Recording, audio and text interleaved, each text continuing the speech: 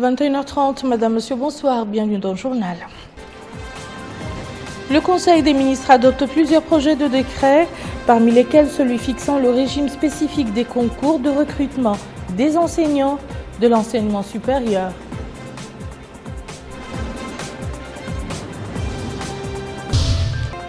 Le réseau parlementaire Population et Développement et Santé Reproductive s'investit dans la lutte contre le VIH-Sida à travers la sensibilisation des élus du peuple sur les modes de prévention et de transmission de cette pandémie.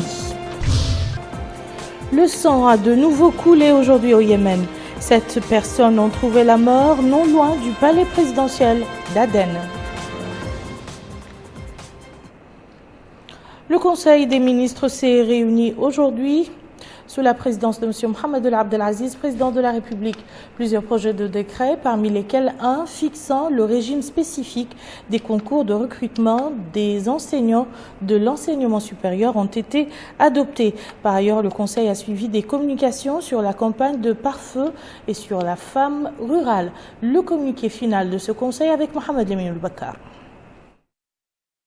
Le Conseil des ministres s'est réuni ce jeudi 28 janvier 2016 sous la présidence de son Excellence, M. Mohamed El Abdelaziz, président de la République. Le Conseil a examiné et adopté les projets de décret suivants. Projet de décret portant concession définitive d'un terrain à Nouakchott au profit de la cimenterie du Sahel. Projet de décret abrogeant et remplaçant le décret numéro 2012-64 du 6 mars 2012, fixant le régime spécifique des concours de recrutement des enseignants de l'enseignement supérieur. Le présent projet de décret vise à réviser le cadre général et les modalités d'organisation des concours de recrutement des enseignants de l'enseignement supérieur, de façon à consacrer davantage les règles de transparence, d'équité et de rigueur au cours des différentes étapes de ces concours et élargir la base de participation afin de garantir l'accès des meilleurs candidats aux postes ouverts. Projet de décret relatif au classement de la nouvelle ceinture verte de Nouakchott. Le présent projet de décret a pour objet de consolider les dispositifs législatifs et réglementaires qui régissent le classement des périmètres de reboisement de la ville de Nouakchott. Dans ce cadre, il propose le classement de la nouvelle ceinture verte de Nouakchott tout en apportant une réponse adéquate aux questions d'appropriation immobilière, d'exploitation irrégulière en la déclarant forêt classée et affranchie de tout droit d'usage. Le ministre des Affaires étrangères et de la Coopération a présenté une communication relative à la situation internationale. Le ministre de l'Intérieur et de la Décentralisation a présenté une communication relative à la situation intérieure. La ministre des Affaires sociales, de l'Enfance et de la Famille a présenté une communication sur la femme rurale et son implication dans les activités commémoratives de la Journée internationale de la femme le 8 mars 2016. Cette communication expose les progrès réalisés en matière d'accès de la femme rurale aux services sociaux de base, aux facteurs de production et la participation politique, tout en constatant la persistance des défis majeurs liés à la pauvreté dans quelques zones du pays. Pour élever ces défis, la communication propose la réactualisation et la mise en œuvre du plan d'action national en faveur de la femme rurale qui devra permettre la prise en compte de ses besoins spécifiques dans le cadre de la dynamique de développement économique et socio-culturel du pays.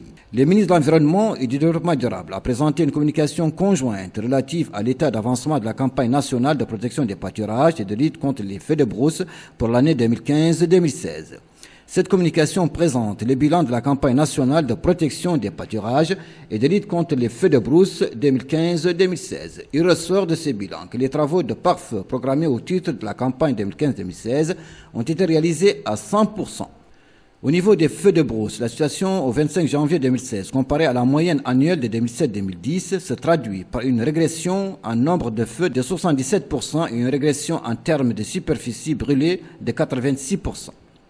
Pour consolider ces résultats provisoires, la communication propose plus de mobilisation et de vigilance, en particulier durant les 2 mois prochains, qui coïncident généralement avec le début des grands mouvements, des transhumances et des grands vents. Enfin, le Conseil a pris les 2 mesures individuelles suivantes. Ministère de la Justice, Cabinet du ministre, Inspection générale de l'administration judiciaire et pénitentiaire. Inspecteur Abdallahi Ahmed Yange, précédemment substitut du procureur général près la cour d'appel de Nouakchott. Inspecteur Mohamed Sidia ou Mohamed Mahmoud, précédemment conseiller à la Cour suprême. Les résultats du Conseil des ministres ont été commentés dans une conférence de presse par 3 membres du gouvernement, en l'occurrence le ministre des Relations avec le Parlement et la société civile, porte-parole officiels du gouvernement Mohamed Lamine Ould-Cheikh, le ministre de l'Enseignement et de la Recherche scientifique Sidi Ould Salem et le ministre de l'Environnement et du Développement durable Hamedi Camara. Le porte-parole du gouvernement qui a pris la parole en premier a passé en revue les projets de décret, les communications adoptées par le Conseil. Mohamed Lamine Ould-Cheikh a par ailleurs abordé la question du dialogue et a affirmé que le gouvernement y est disposé et que les démarches sont entreprises pour sa tenue dans un proche avenir. S'agissant des prix des hydrocarbures, le porte-parole du gouvernement a rappelé que notre pays a subventionné pendant plusieurs années le prix des hydrocarbures à la pompe à raison de 85 ouguiya le litre et qu'il continue de soutenir jusqu'à présent le gaz butane à concurrence de 7 milliards d'ouguiya par an, en plus de soutien apporté au prix des denrées alimentaires de première nécessité pour les familles pauvres à travers le programme ML. Pour sa part, le ministre de l'Enseignement supérieur et de la Recherche scientifique s'est appesanti sur le projet de décret abrogeant et remplaçant le décret fixant le régime spécifique des concours de recrutement des enseignants de l'enseignement supérieur. Il a précisé que les normes et les critères qui seront pris en compte pour la notation lors de l'opération de dépouillement des résultats comme le diplôme, l'âge, les travaux de recherche, la période d'enseignement et les exposés seront présentés devant le jury. Il a également souligné que les universités et les instituts supérieurs du pays souffrent d'un grand déficit en matière de staff d'enseignants, ce qui appelle à la nécessité de recrutement afin de combler d'une part ce déficit et de résorber le chômage d'autre part. Enfin, le ministre de l'Environnement et du Développement durable a présenté les perspectives de la campagne de protection des pâturages. La direction de la protection civile, les délégations du département de l'environnement, la gendarmerie nationale et les communautés rurales participent à cette campagne qui se base sur les pare-feux, a-t-il dit. Le réseau parlementaire Population et Développement et Santé reproductive a organisé aujourd'hui au siège de l'Assemblée nationale à Nouakchott un atelier de sensibilisation au profit de certains parlementaires sur les mesures prises pour prévenir le VIH-Sida. Il est accompagné dans cette entreprise par le secrétariat exécutif de la Commission nationale de lutte contre le sida. Abdelrahman Hamad nous en dit plus. Le VIH-Sida, les mécanismes et les méthodes de prévention. Tel est le thème de cet atelier de formation organisé conjointement par le réseau parlementaire Population, Développement et Santé reproductive et le secrétariat exécutif de la Commission nationale de lutte contre le sida au profit d'un groupe de parlementaires. Ouvrant les travaux de cet atelier, le président du réseau parlementaire Population, Développement et Santé reproductive a précisé que cet atelier vise à une meilleure prise de conscience autour des dangers du VIH-Sida. Il permettra également de faire connaître les méthodes et les mécanismes de lutte et de prévention contre cette pandémie. Député Babbahoul Ahmed Babou a loué les efforts entrepris par les pouvoirs publics pour éradiquer cette maladie avant d'appeler les députés à accompagner cet effort. De son côté, le coordinateur des départements sectoriels au sein du secrétariat exécutif national de lutte contre le VIH-Sida, M. Mohamed Ould-Beddi, a présenté les différentes mesures engagées par le gouvernement pour limiter la propagation de cette pandémie et leur intégration dans les priorités de la stratégie nationale de lutte contre la pauvreté, ainsi que la prise en charge systématique et gratuite des porteurs du virus, avec une augmentation de l'enveloppe financière allouée aux programmes concernés par la lutte contre le sida. Le coordinateur a ajouté que ces efforts se poursuivront pour éradiquer cette maladie à l'horizon de 2030, comme défini par la communauté internationale. Les participants à cet atelier de 2 jours auront à suivre plusieurs exposés relatifs à cette pandémie en Mauritanie, les moyens de prévention et les mesures prises pour une meilleure protection des groupes les plus menacés. Des experts nationaux et étrangers étaient conviés ce matin par le ministère des Affaires économiques et du Développement pour réfléchir sur les meilleures voies de réussite du programme national de transferts sociaux. Ce programme entre dans le cadre de la stratégie nationale de protection sociale visant à prévenir les crises alimentaires et à assurer l'accès des populations aux services sociaux de base. Moussa Ndiaye. L'objectif de cet atelier de diffusion des outils de capitalisation du programme post-crise alimentaire est d'analyser les différentes expériences de transfert monétaire réalisées dans le cadre de ce programme. Contribuer au développement des systèmes nécessaires pour la phase d'opérationnalisation du programme national de transferts sociaux et des politiques sectorielles associées est aussi l'une des priorités parmi d'autres que le ministère des Affaires économiques et du Développement compte réaliser. Dans ce contexte, une stratégie nationale de protection sociale a été adoptée.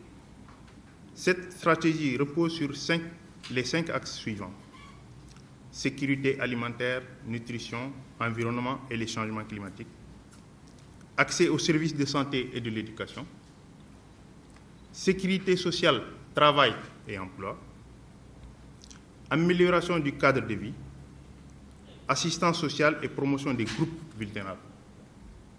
Avec l'appui technique de l'Union européenne à travers sa représentation en Mauritanie, la mise en place de plusieurs programmes a permis à des milliers de familles de bénéficier de nourriture, d'habitat, d'eau et d'électricité.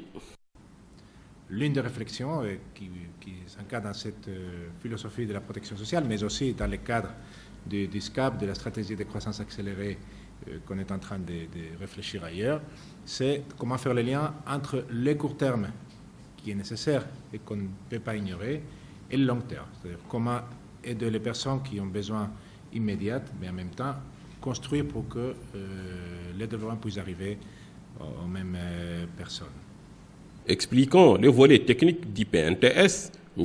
Ahmedou Wili-Selmou, responsable technique du registre national des familles pauvres, a dit: la rencontre a connu la participation de plusieurs experts nationaux et internationaux, ce qui va permettre, ajoute-t-il, aux participants de présenter un certain nombre de recommandations pour l'appui de ce projet.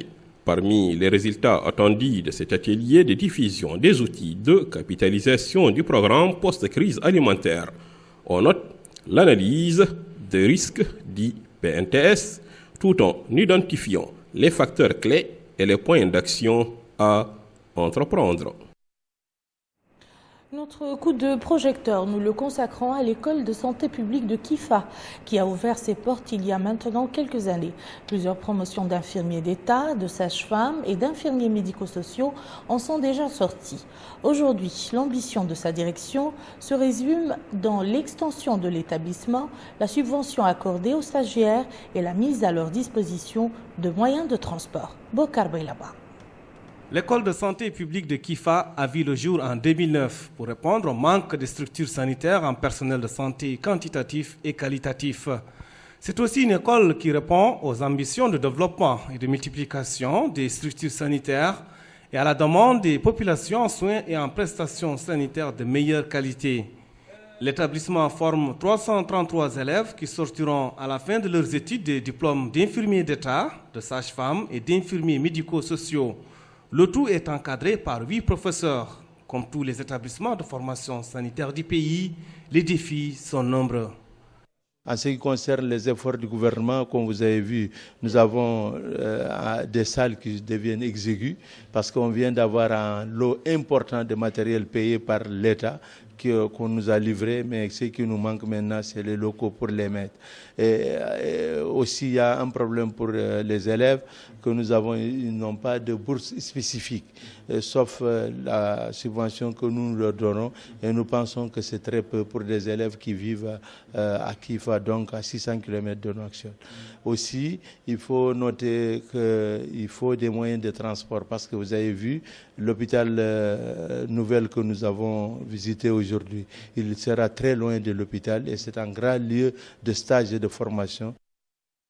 L'ambition est de renforcer aussi la logistique à travers des structures pédagogiques, une bibliothèque bilingue, des salles de travaux pratiques, une salle informatique de 12 postes de travail et l'amélioration de la qualité d'apprentissage des lieux de stage dans les structures sanitaires du pays.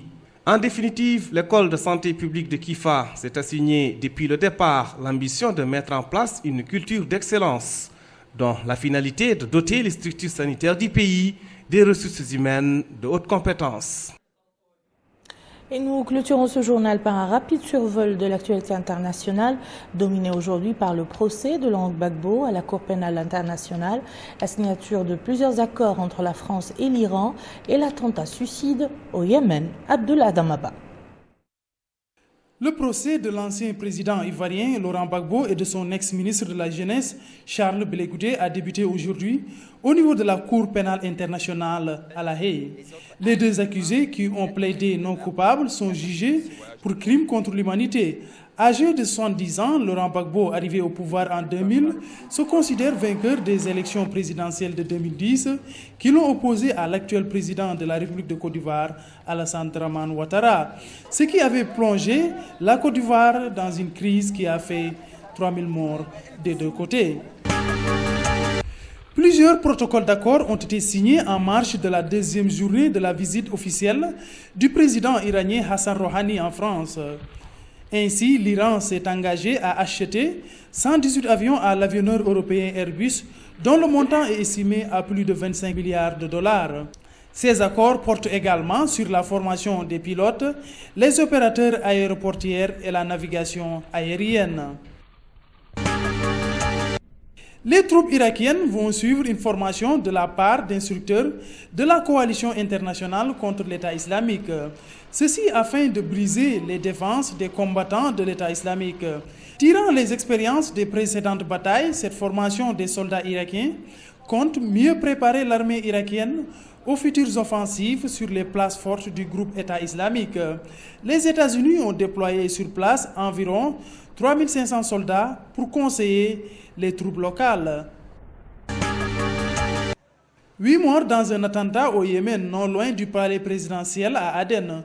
Un kamikaze au volant d'une voiture piégée s'est fait exploser à un poste de contrôle près du palais du président yéménite Abdo Rabbo Mansour Hadi, selon des sources sécuritaires et médicales. L'hôpital Al-Jumhuriya a reçu 8 corps de soldats et de civils ainsi que 12 blessés, selon des sources médicales. Le Japon dévoile son nouveau avion de chasse. Le premier vol d'essai de cet aéronef est prévu vers mi-février, avant qu'il ne soit réceptionné par le ministre de la Défense. Cet appareil nommé X-2 a été conçu afin de remplacer l'aéronef F-2. Et voilà qui met fin à ce journal. Je vous en rappelle les principales informations. Le Conseil des ministres adopte plusieurs projets de décret, parmi lesquels celui fixant le régime spécifique des concours de recrutement des enseignants de l'enseignement supérieur.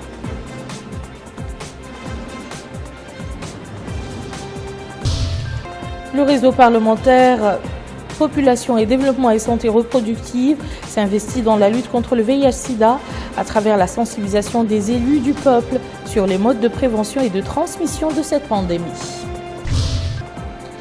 Le sang à nouveau coulé. Aujourd'hui au Yémen, 7 personnes ont trouvé la mort non loin du palais présidentiel d'Aden. Merci, madame, monsieur, de nous avoir suivis. À demain. Bihawlillahi wa quwwatihi.